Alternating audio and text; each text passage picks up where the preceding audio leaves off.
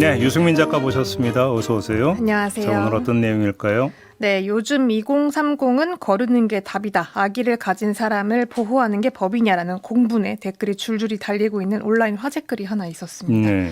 기사 제목이 민폐 직원 3일 만에 잘랐다가 5천만 원 줬어요. 눈물. 사장님 고충백서라고 되어 있었는데요. 뭔 얘기요? 내용이 식당에 출근한 직원이 있는데 사흘 연속 지각을 했고 이틀 동안 그릇과 컵을 7개 낚였다고 합니다. 네. 그래서 사장이 업무가 좀 어렵다고 판단을 해서 3일치 임금 26만 원을 송금을 하고 해고 통보를 한 건데요. 직원은 이제 한 번만 더 기회를 달라라고 요청을 했지만 받아들여지지 않았고 결국 소송까지 갔다는 이야기입니다. 그러면 소송에서 5천만 원 배상 판결이 나왔다라는 거예요? 네, 이게 구두로만 해고 통보를 했고 서면 통지를 안 했기 때문에 부당 해고 판결이 나온 겁니다. 거기에다가 주 6일제 근로계약이 최저임금을 위반한 사실까지 드러나면서 추가임금도 지급을 해라라고 판결이 나온 건데요. 네. 이 부당 해고로 인정이 될 경우에는 실제 근무 여부와는 상관이 없이 해고가 없었더라면 받을 수 있었던 금액, 그러니까 임금까지 전액을 지급을 해야 되는데 네. 이 소송이 또 1년 넘게 지속이 되다 보니까 배상액이 5천만 원 가까이 커진 겁니다.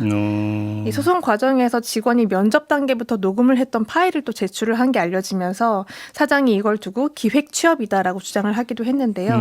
받아들여지지 않았고, 근데 온라인에서는 이걸 두고 이제 악의적으로 녹음까지 했다라고 해석이 붙으면서 공분이 일었지만 법적으로 보면 쟁점은 사실 처음부터 끝까지 서면 통지가 없었다라는 게 전부였습니다. 네. 관련 내용을 법무법인 마중의 권규복 변호사 이야기로 들어보겠습니다. 사실은 이건 좀 전형적인 사건이기는 해요. 왜냐면 해고 절차는 서면으로 하는 것이 강행 규정이래가지고 서면을 통해서 해고 통보를 하지 않으면 거의 100%에 가깝게 사용자가 지거든요.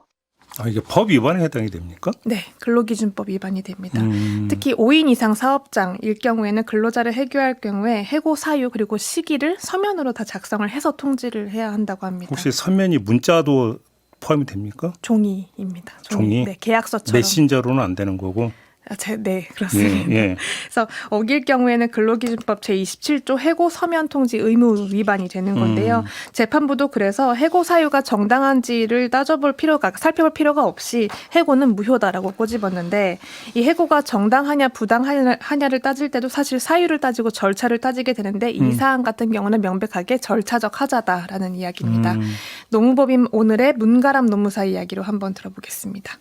아무리 사업주가 생각한 사유가 명확하게 있다고 하더라도 이 근로자는 내가 정말 해고를 할 만큼 그렇게 잘못을 했는지 정확하게 어떤 지점 때문에 해고가 된 건지 이런 부분을 납득하기 어려워서 사실상 해고의 절차적인 정당성을 확보하는 과정은 해고당하는 당사자가 그 해고에 대해서 이해를 하게 만드는 과정이거든요. 네. 그러니까 생각해보면 이게 모든 계약 관계에서 계약 당사자들 간에는 지켜져야 하는 최소한의 장치라고 볼 수가 있는 거고요. 그중에서도 특히 경제적으로 이렇게 종속관계에 있는 근로자를 좀 보호하기 위한 약속이라고도 볼 수가 있는 거죠. 네. 문가람 노무사 이야기를 한 번 더 듣고 오시겠습니다. 근로자가 그냥 한마디에 나가게 된다 그러면 지금도 사실상 갑과 을이라는 표현으로 우리가 자주적으로 쓰는데 얼마나 을이 되겠어요. 그럼 너 나가 하면은 그래서 나가버리게 된다 그러면 사실상 진짜 내가 어렵게 채용이 되고 막 취업을 했더라도 사장한테 조금만 밑보여도 언제든지 내 경제권이 언제든지 박탈당할 수 있구나. 이런 위험에 처해 있다 그러면 사실 근로자는 너무 열악한 지위에 있는 게 되기 때문에 그러니까 해고 사유는 둘째 문제고 네. 해고 절차가 최우선이다. 네, 그렇습니다. 그러니까 사업주 같은 경우는 이제 직원이 일을 못했다라고 주장을 했는데 그것도 사실 법원이 납득할 만한 증거를 제시하지는 못한 상태였고요. 근무 기간이 이틀에 불과하기 때문에 개선 가능성이 없었다라고 단정을 짓기도 좀 어렵다라는 게 재판부의 판단이었습니다. 네. 거기에 또 근로계약서상 최저임금 위반 같은 경우는 형사처벌의 대상이 되기 때문에 오히려 이번 사안은 좀 사업주가 불리한 상황이기도 하고요. 그러니까 서면으로 통보를 하더라도 해고 사유가 사실 정당하지 않을 경우에도 부당 해고가 될 수가 있습니다. 그렇죠. 네, 그럼에도 서면 작성이 유의미한 이유가 여러 가지가 있는데요.